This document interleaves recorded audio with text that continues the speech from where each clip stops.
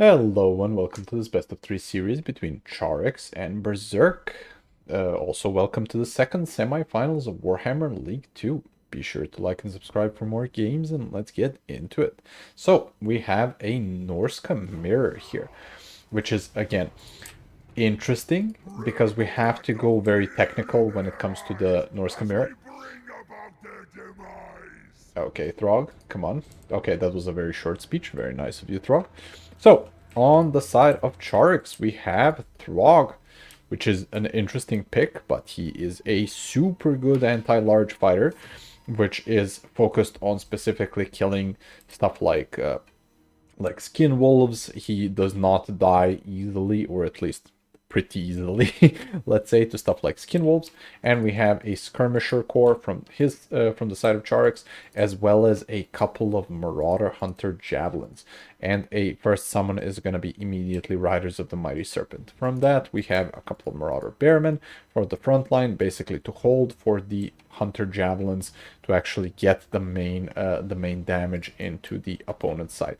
We also see a couple of other skirmishers, and the javelins are basically here to kill stuff like the other opponent's skirmishers, basically. We also see a shaman sorcerer of fire, basically caster of burning head with kindle flame. So standard army here. And for the side of Berserk, we have, again, a Skirmisher core with a Norsca Icewolf poison. This is to catch the opponent's skirmishers. And we actually see a Dreadmaw. And in this game, Dreadmaw can potentially be totally fine. Why? Because he potentially decided that he is going to counter Javelin play with his Dreadmaw in this way. And if you look at his army, he actually doesn't have a single Javelin currently on his side. He just has Berserkers and a couple of Marauder Spearmen in the front. And his first summon is going to be the Beasts of Tashnar to also harry stuff like the Marauder Horsemen from the other side. He also has Sail. Sail is a super good lord, especially with Wind Blast. The Windstruck ability contact effect is minus 65% on movement and charge speed, basically, so that is insanely good. Schleikat's Teeth to potentially try and snipe the opponent's lord, which if he was Wolfric, that would have been like very, very strong, but since it's Throg, he actually has regenerate and he has his little crown, so this is gonna be a huge skirmish fight.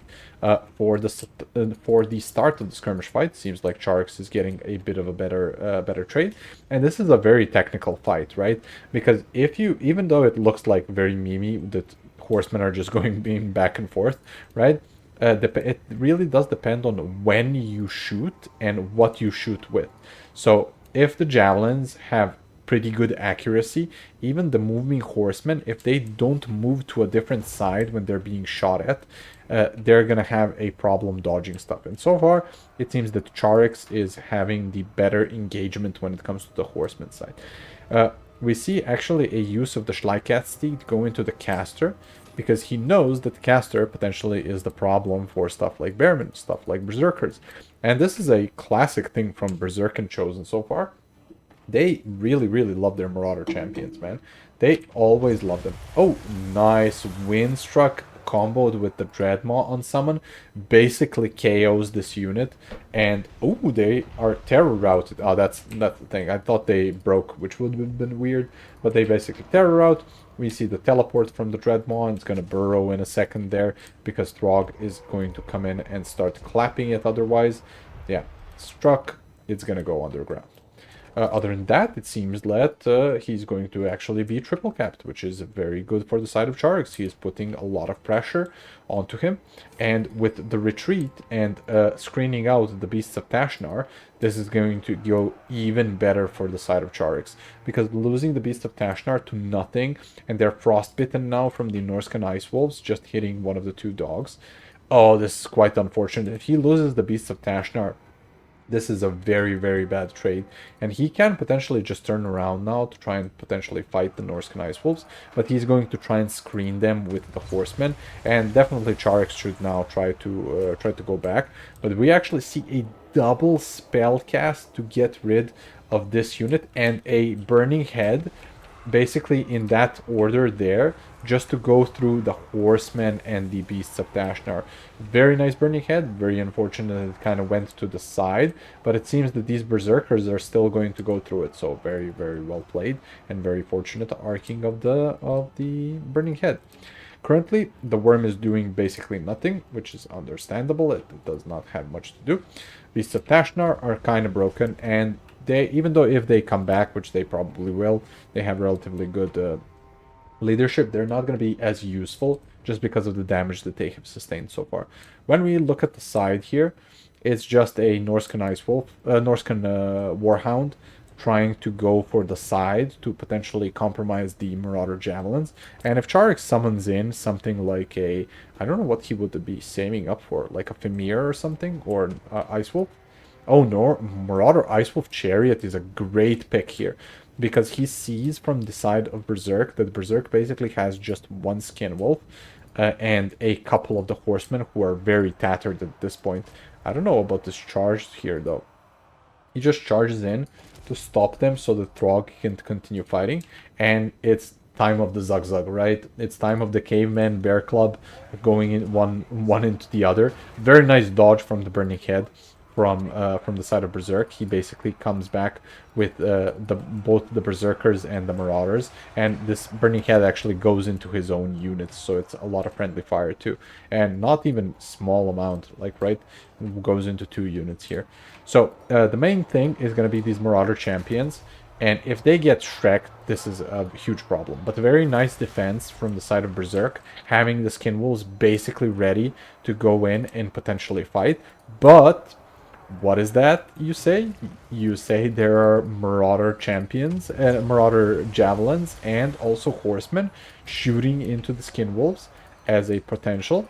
We also see Marauder Bearmen trying to come in and screen for them.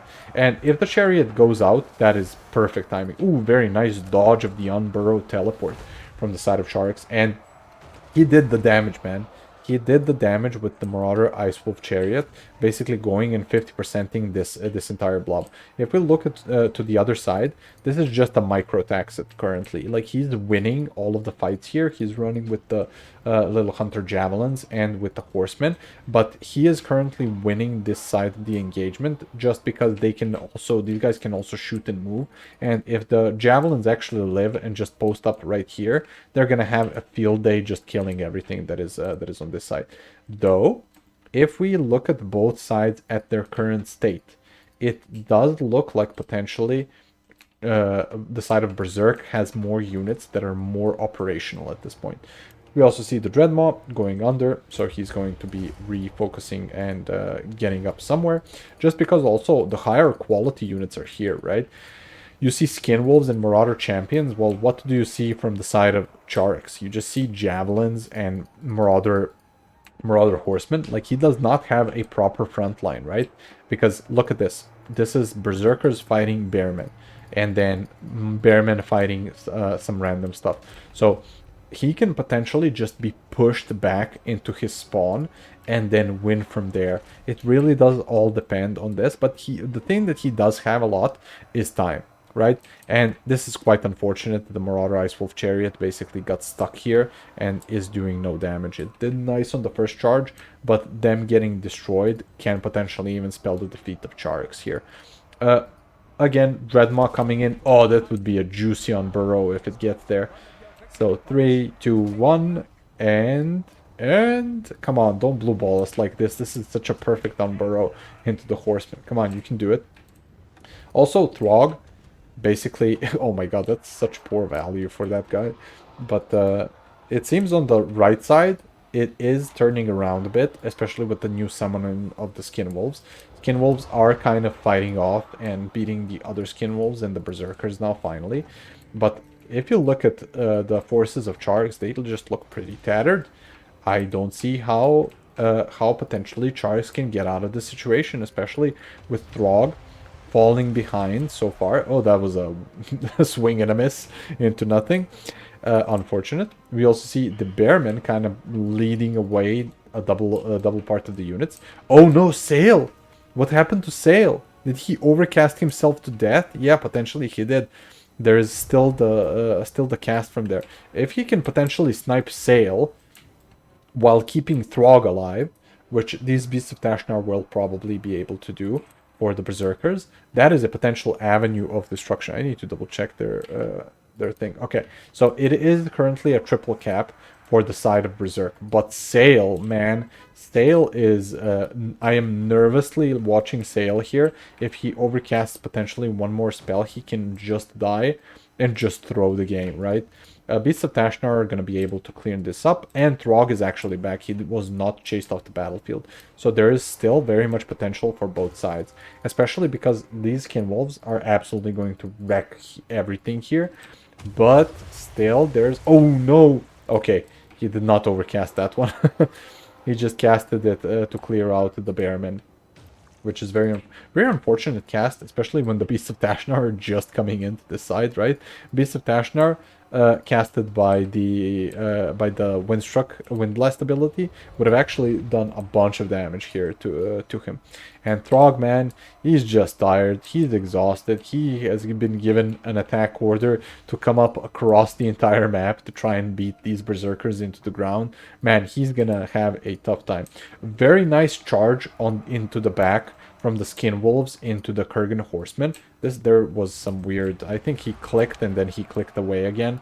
Oh, that is so unfortunate for Czarix, because these Kurgan Horsemen would have basically been dead from the charge of the Skin Wolves here.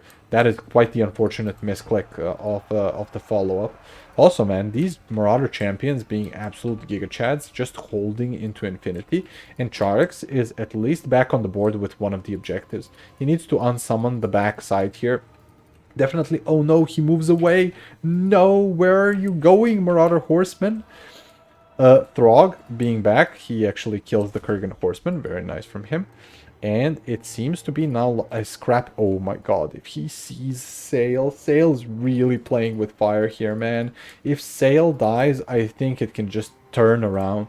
And it does seem, at least at the current point, that there is quite a few things that are going bad for Berserk. He kind of went too far into the opponent's side objective. But the positive thing for, currently at least for the side of Berserk, is that he still has the triple cap, right? And this caster is somehow technically alive, and this random ass Bearman is potentially capturing his home point, and Sail coming in to try and bully him.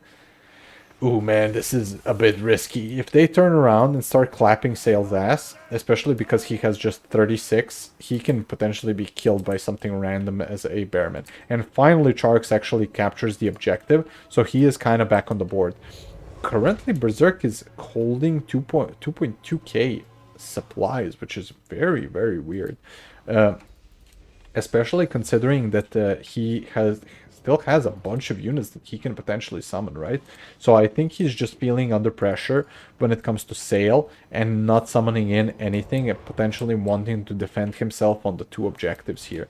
And yeah, I'm very much wondering what his plan is with not summoning. I think it's just a huge pressure situation that when you can get into at some point, you might even click on something like the Vanguard point and think you don't actually have any sort of units there, while you just don't ever click on the enemy reinforcement point, which is the proper one. And yeah, very big misplays from Berserk, not summoning in anything for 3,000 value, being stuck on 10 units, out of which like 3 are already routed, 4 are already routed and just bugged out. But yeah, Throg basically coming in very clutch here in the end. He actually lived. He doesn't have a lot of value here, but it is still looking very clean for himself. And I can't help but think, especially with the huge supplies for both sides, that they are basically like locked in, man. They are super afraid and super locked in for what they actually need to summon. And if Sail, man, Sail has been playing with fire this entire freaking game here. What the hell is happening? How he routed from nothing under missile fire. What missile fire, man? Like, these are the closest missiles you're gonna get, and they're not even here. So Sail actually routes, and Czarix is actually coming into the game finally and beating it. But I'm very much wondering if did Berserk just forget to summon in things. Like, what happened here? There is no way that he has no things to summon in. He has 6 units out of the rest, and this just seems like a very weird game. I need to actually message them after this game to confirm that everything was okay. But it seems like that Czarix just is going to go in and sweep him. He seems to also only be summoning in mobility, which is very, very weird. I need to double check on both sides if everything was okay. Other than that, this was a pretty close game from both sides. So very much willing to see what happened in the next game. And he just currently seems to be summoning 1 unit at a time. Czarix basically gets a triple cap and is the winner of this game. I am very dumbstruck of what happened here, especially with such a huge amount of points in the supplies. Let's actually check what he had. So he had the champions. Kurgan Horsemen were dead. Norsca and Ice Wolves just came into the pool.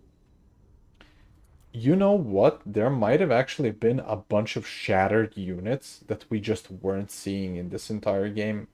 And they were just running off the battlefield at just super awkward angles, such that they aren't even displayed on the value tracker when it comes to that. And when it comes to the supplies here, let's check. So very, very strong performance from the Horse Masters. Throg is just there to survive, man. And Shaman Sorcerer of Fire whiffing a couple of, I mean, not whiffing technically. Just Berserk just dodged him fully when it comes to the spells. So very well played to him. Bearman doing fine. Very nice performance from the followers of the Great Eagle. The Chariot basically got stuck a bunch. And yeah, very, very cool to see when it comes to the performance. Definitely seemed a bit weird there at the end. Maybe, oh, there is also a huge possibility of Berserk just being tilted in the game. I know that sometimes, especially in these high pressure situations, you can actually get very tilted at the end of the game if you just go in too deep into the opponent's side of the battlefield. So, very cool game 1. Let's see you guys in game 2.